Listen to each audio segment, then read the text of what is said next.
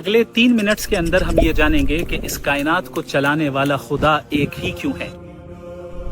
قرآن کریم میں اللہ رب العالمین فرماتے ہیں لو کان فیہما آلہۃ الا اللہ لفسدتا، اگر اس زمین و آسمان میں اس کائنات میں ایک سے زائد خدا ہوتے تو یہ کائنات تباہ ہو جاتی اور ختم ہو جاتی۔ اس چیز کو سمجھنا کوئی مشکل نہیں ہے، بلکہ اس چیز کو ہم بہت ہی سمپل سی مثال کے ذریعے سمجھ سکتے ہیں۔ امیجن کریں کہ ایک کار ہے اور اس کار کے چلانے والے 2 ڈرائیورز ہیں اور دونوں کے پاس انڈیپینڈنٹ ول ہے اور دونوں کے پاس کمپلیٹ کنٹرول ہے اسٹیئرنگ پر۔ کیا یہ کار پریسائزلی اچھے انداز میں چلتے رہ پائے گی؟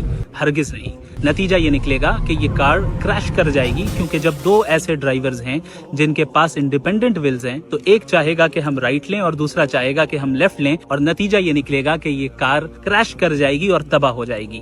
اب اس چیز کو آپ پوری کائنات اور یونیورس پر اپلائی کریں۔ اگر اس یونیورس میں ایک سے زائد خدا ہوتے، مثال کے طور پر اگر 2 خدا ہوتے اور دونوں آل پاورفل ہیں اور دونوں کے پاس انڈیپینڈنٹ ول ہے، تو نتیجہ کیا نکلتا؟ نتیجہ یہ نکلتا کہ ایک خدا کچھ اور کرنا چاہتا اور دوسرا خدا کچھ اور کرنا چاہتا، اور یہ یونیورس تباہ ہو جاتی، کائنات تباہ ہو جاتی اور ختم ہو جاتی۔ لیکن کیا یہ کائنات ختم ہو گئی؟ ہرگز نہیں۔ ہم یہ دیکھتے ہیں کہ یہ کائنات پریسائز کیلکولیشن کے ساتھ چل رہی ہے، چاہے ہمارا سولر سسٹم ہو، اس میں موجود پلانٹس ہوں، سن ہو یا ہماری ارتھ ہو اور اس کی روٹیشن ہو یا گریوٹی ہو، یا ہم خود ہوں اور ہمارے جسم کے اندر جو آرگنز موجود ہیں وہ کس پریسائز کیلکولیشن کے ساتھ کام کر رہے ہیں، یہ سب ہم اچھے طریقے سے جانتے ہیں، اور اس یونیورس کی فائن ٹیوننگ کو ہم اچھے طریقے سے جانتے ہیں، جو کہ یہ بتاتی ہے کہ یہ ایک پریسائز آرڈر کے تحت یہ کائنات چل رہی ہے، اور اس کا پریسائزلی چلنا یہ اس بات کی دلیل ہے کہ خدا ایک ہی ہے اور اسے چلانے والا ایک ہی ہے، ایک سے زائد نہیں ہے۔ اب کوئی یہ بھی کہہ سکتا ہے کہ ایسا بھی تو ہو سکتا ہے کہ 2 خداؤں نے آپس میں ایگریمنٹ کر لیا ہو کہ ہم مل کر بغیر کسی کانفلکٹ کے